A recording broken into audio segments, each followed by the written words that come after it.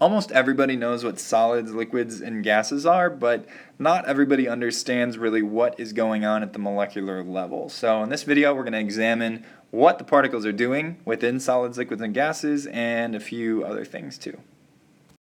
Starting off with solids, we notice that particles are locked into position. They're very close to each other.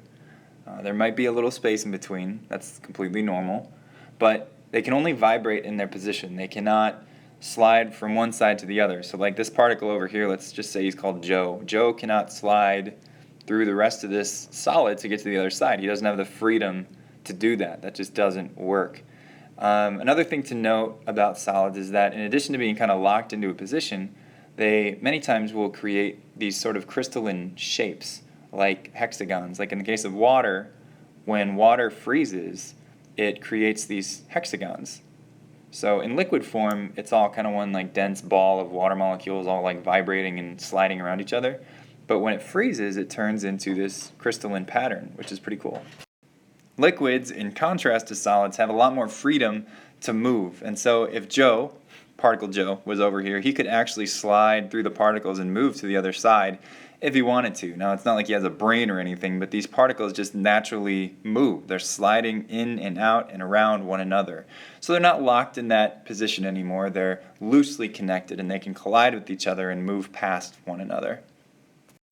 And one thing that I should also mention is that every once in a while, one of these particles will get enough energy, and it'll like fly off and go into the air. And that's what happens with evaporation. And so let's say particle A right here rams into particle B, and just kind of like kicking a football, it just kicks it out. It gets enough energy and it can actually escape and become a gas. Add a little bit more energy to a liquid and eventually it will all turn into a gas where the particles are free to move wherever. They're just not stuck to each other anymore. They're not locked in position. They're not sliding past each other. They're actually ramming into each other and colliding all over the place. The word gas actually comes from the Greek word for chaos, and that's exactly what happens within a gas is particles are just ramming all around. It's almost like a mosh pit at a concert, like they're just people ramming into each other and flying all over the place. That is what a gas is. Something you might not know much about is the fourth state of matter, which is plasma, and it's very much like a gas. I mean, it acts like a gas, it fills its container, but it's different in that it's a very good conductor of electricity, and it's an ionized gas, and it's kind of similar. Ionized gas and very good conductor, kind of similar concepts, but ionized gas, it means that it has charged particles. Remember, ions are charged particles. They've either lost or gained some electrons, so they're ions, and that's exactly what the particles in the gas become. The electrons in the particles actually are free to move. They are free to jump from one to another, and so that's why they're excellent conductors of electricity, because that's what electricity is it's flowing electrons.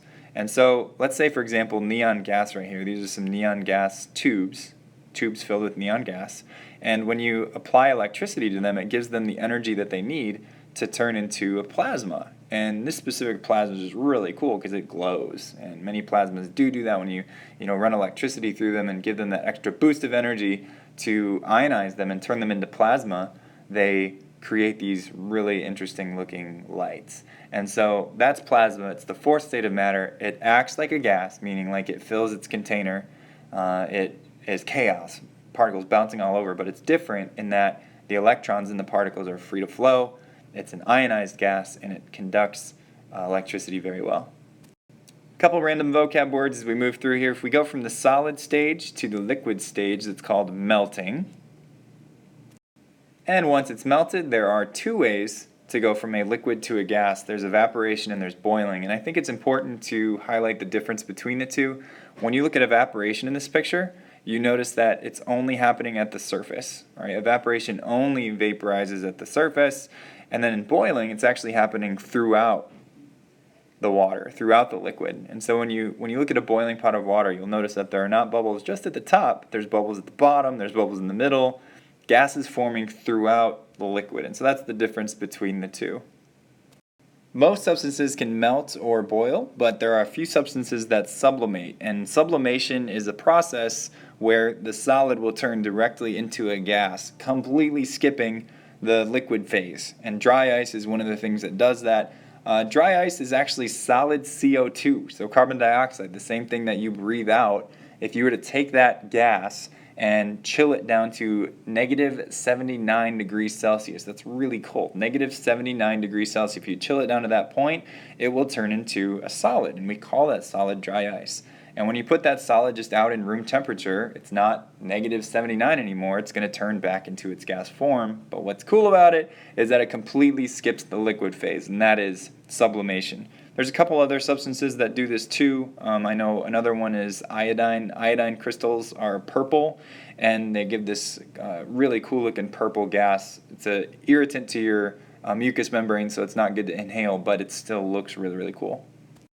The last thing I want to do with you guys is explain this graphic, because there's a lot of misconceptions around energy and temperature and phase changes. So you would think if you continue to add heat energy to a solid or any substance, you just add a bunch of heat energy, the temperature, what do you think would happen? It would just constantly go up, right? Yeah, right. Well, actually that's not what happens, and I think that's what confuses a lot of people, so I want to make sure you understand what actually happens when you increase the heat energy. So heat energy goes up and temperature does rise for a while. So let's just say we took a bunch of ice, there's our ice right there, and we increase the temperature is going to go up, but then right before it gets to its melting point, it's going to level out. We see that right here. And it levels out because it takes a little bit of extra energy to make that phase change happen. And so even though we're adding energy the entire time, when you get to a phase change, it takes extra energy to get that phase change to happen. And at that time, the temperature doesn't change. So if you were to melt ice and you were to track the temperature, you would notice that right before it melted, it would just kind of level out in terms of temperature. And so once it turns into a liquid, then the particles have more freedom and they can move faster, and that's what temperature is all about. You know, it's about the kinetic energy of the particles. And so once it gets to that point of being a liquid, it can raise in temperature again. Those particles absorb energy, they start moving faster, and yeah, just lots more energy, more temperature, temperature goes up. But then right before it turns into a gas, again, we have a phase change. So we need more energy. So we're going to continue to add heat energy, and it takes a lot to get it to turn into a gas, but once it turns into a gas, then again, we have the option to keep going up, and the temperature will continue to rise. Cool thing about once it's in gas form is that there is no limit to how hot it can get. Like once you turn, like water boils at 100 degrees Celsius, but once it's in gas form, you can get water or steam, you can get steam as hot as you want it. Like you can get steam up to like 500, 600 degrees Celsius. I mean, there is no limit to how fast those water particles can move. Well guys, that is all for today. I hope you have a good handle on the particle motion within a solid, a liquid, a gas, a plasma, as well as sublimation and this graph right here. Remember, solids are locked in position. They cannot move freely as a liquid or a gas can. They still move. They're still vibrating in place, don't get that wrong.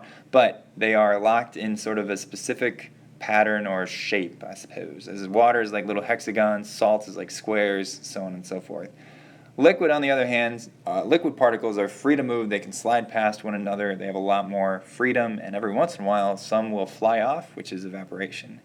And then you have gases, which the word gas is based off of the Greek word for chaos, and they are chaotic. I mean, gases are bouncing all over the place like crazy, lots of energy. And then the next one up from that is plasma, where they're just like a gas. They bounce around. They're very chaotic, but they have free-flowing electrons. They're conductors of electricity. They're ionized gases, meaning like charged particles, you know, lots of electrons moving around.